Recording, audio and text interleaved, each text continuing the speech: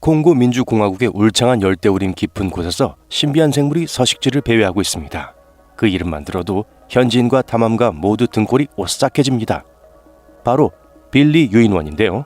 이 전설적인 정글의 거인은 많은 이야기와 전설의 주인공이 됐을 뿐만 아니라 수많은 추측의 주인공이 되기도 했어요.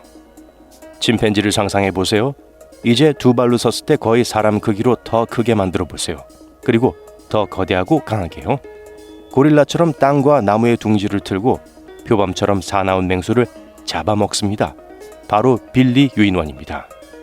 여러 세대에 걸쳐 지역 주민들은 서로에게 빌리 유인원에 대해 속삭여 왔어요. 두 발로 정글을 돌아다니다가 인간과 마주치면 허공으로 사라지지만 거대한 발자국을 남긴다는 이야기가 전해지고 있습니다. 사람들은 이 짐승들이 달을 향해 울부짖는 소리를 들었다고 주장해요. 또한 이 짐승은 독침에 면역이 있다고 합니다. 지역 주민들은 이들을 나무를 치는 존재 또는 사자를 죽이는 존재라고 부릅니다. 지역사회에서는 오랜 세월 동안 전해 내려온 고대의 지혜를 지닌 숲의 수호자로 여겨요. 약 20년 전 과학자들과 연구자들은 열대우림에서 무슨 일이 일어나고 있는지 그리고 그 생물들이 무엇인지에 대해 흥미를 갖게 되었습니다. 한 그룹의 연구자들이 열대우림을 연구하기 시작했고 그들이 발견한 것은 다음과 같아요. 빌리 유인원들이 인간을 피한다는 현지인들의 말을 기억하시나요? 사실이지만 정확하진 않아요. 빌리 유인원들은 사람이 사는 곳과 가까운 숲에 사는데 사람을 피하는 것을 정말 선호한다고 합니다. 성인 수컷은 암컷보다 사람을 더 무서워해요. 하지만 숲 깊숙이 들어가면 사람을 본 적이 없는 빌리 유인원들을 볼 수 있습니다. 이들은 두려움이 없고 심지어 손님에게 관심을 보이기도 해요. 호기심의 주위를 돌아다니거나 심지어는 사람과 얼굴을 맞대고 쳐다보다가 자리를 옮기기도 합니다. 유인원들은 공격적인 모습을 보이지 않아요. 다른 침팬지와 마찬가지로 빌리 유인원도 열에서 100마리로 구성된 사회 집단에서 생활합니다. 모든 무리에는 리더가 있죠. 우두머리 수컷이요. 리더는 어떻게 결정할까요? 보통은 가장 큰 수컷이 리더가 되므로 간단합니다. 리더는 의사결정을 하고 무리를 보호하며 가장 높은 계급으로서 음식이나 짝과 같은 모든 것에 우선적으로 접근할 수 있습니다. 암컷은 자신만의 서열이 있고 지배적인 유인원일수록 다른 유인원에게 영향력을 행사합니다. 침팬지보다 몸집이 크고 어릴 때는 회색 털을 가지고 있어요. 식습관도 침팬지와 비슷합니다.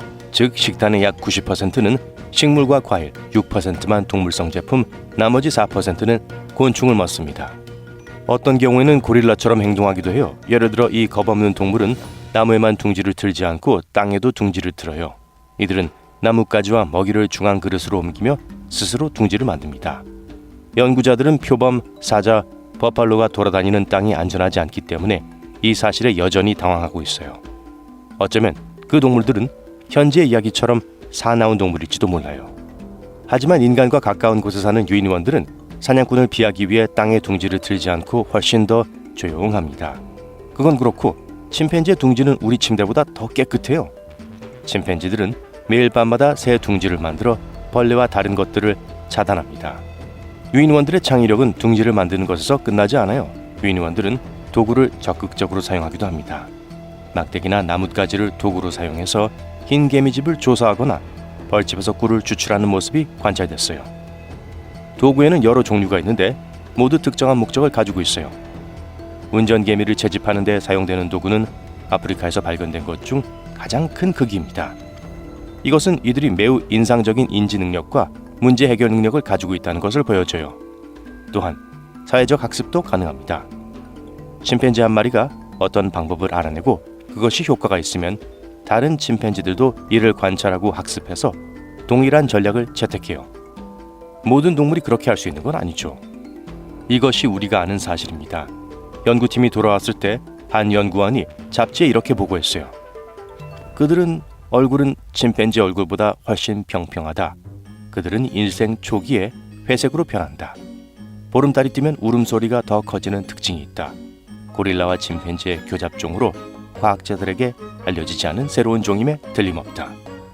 꽤 과학적인 발견이죠. 연구자는 유명 채널과 잡지와 많은 인터뷰를 했습니다. 하지만 연구자가 행동심리학 박사 학위를 받았다는 사실이 밝혀지면서 이 분야의 일부 전문가들은 그녀의 보고서에 회의적인 반응을 보였어요. 빌리 유인원들은 침팬지에게선 흔히 발견할 수 없는 독특한 행동을 보이긴 했지만 대부분 땅에 둥지를 트는 것에 국한된 것이었습니다. 그렇다면 빌리 유인원은 새로운 종일까요? 연구 그룹의 다른 멤버들은 빌리의 DNA와 침팬지의 DNA를 비교한 후 발표했습니다. 그들은 두 DNA 샘플이 동일하다고 발표했어요. 신비한 빌리 유인원들이 침팬지와 같은 종이라는 것을 확인했습니다. 게다가 돌연변이도 아니고 잡종도 아니었어요. 네, 그들은 조금 더 크고 더 일찍 흰머리가 났을 뿐이에요. 하지만 인간을 생각해보면 어떤 사람은 키가 더 크고 어떤 사람은 더 작고 어떤 사람은 더 건장하고 어떤 사람은 흰머리가 더 빨리 나고 피부와 머리카락, 눈동자 색이 모두 다릅니다. 하지만 내가 금발이고 키가 평균인데 내 이웃이 키가 크고 검은 머리카락을 가졌다고 해서 우리가 다른 종이라고 할 수는 없죠. 이것이 연구그룹의 다른 과학자들의 주장이었습니다. 따라서 빌리 유인원들이 과학에 알려지지 않은 새로운 종이라는 주장은 아무것도 아니었어요. 빌리 유인원들이 달에서 울부짖었다는 주장도 같은 그룹의 다른 연구원에 의해 반박됐습니다. 새로운 이야기는 아니에요. 이러한 오인은 다른 사례에서도 있었습니다. 그런데 그 반대의 경우, 즉 같은 종이라고 믿었던 두 종이 다른 종으로 판명된 경우도 있었어요. 예를 들어 수마트라 오랑우탄과 보르네오 오랑우탄은 한동안 같은 종으로 여겨졌어요. 하지만 90년대 후반에 과학자들은 두 종이 서로 다르다는 사실을 밝혀냈습니다. 둘 다 비슷하게 생겼고 전형적인 덥수룩한 붉은 털을 가지고 있지만 수마트라 오랑우탄은 털이 더 길고 공동체와 더 긴밀한 사회적 유대감을 가지고 있습니다. 보르네오 오랑우탄은 땅으로 더 자주 내려가는 편이고요.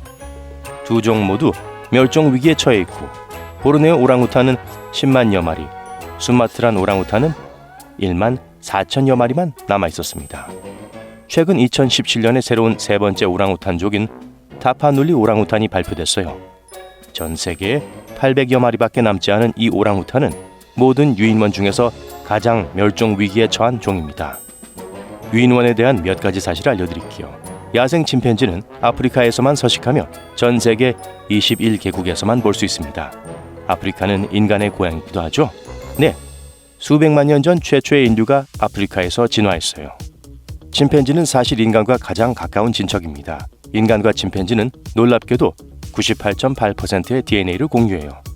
인간, 침팬지, 보노보는 700만 년 전에 같은 조상을 공유하고 있습니다. 이는 매우 먼 친척이지만 우리가 왜 그렇게 닮았는지 설명해 주죠. 진짜로요. 침팬지는 인간의 질병에 걸릴 수 있고 과학자들은 침팬지가 알츠하이머에 걸릴 수 있다고 믿습니다. 또한 침팬지는 인간과 비슷한 독특한 성격 유형을 가지고 있어요. 침팬지는 외향성, 개방성, 동의성, 신경증, 성실성 등 5가지 주요 성격 특성의 정도가 다양하게 나타납니다. 침팬지는 다른 집단과 영역을 놓고 싸우는 것으로도 유명한데요. 앞서 말했듯이 침팬지들은 도구뿐만 아니라 패션 같은 것들도 서로에게서 배우기도 합니다. 잠비아에서는 한 침팬지가 귀 뒤에 풀줄기를 꽂자 다른 암컷 침팬지들이 그 뒤를 따라 같은 행동을 한 적이 있습니다. 언어도 물론 영어를 할 수는 없지만 포로 생활을 하는 한 침팬지는 미국 수화를 배웠습니다. 이제 이 침팬지는 사육사들과 소통하기 위해 350개 이상의 수화를 할 수 있어요. 이 침팬지는 입양한 아들에게도 이 지식을 전수했습니다.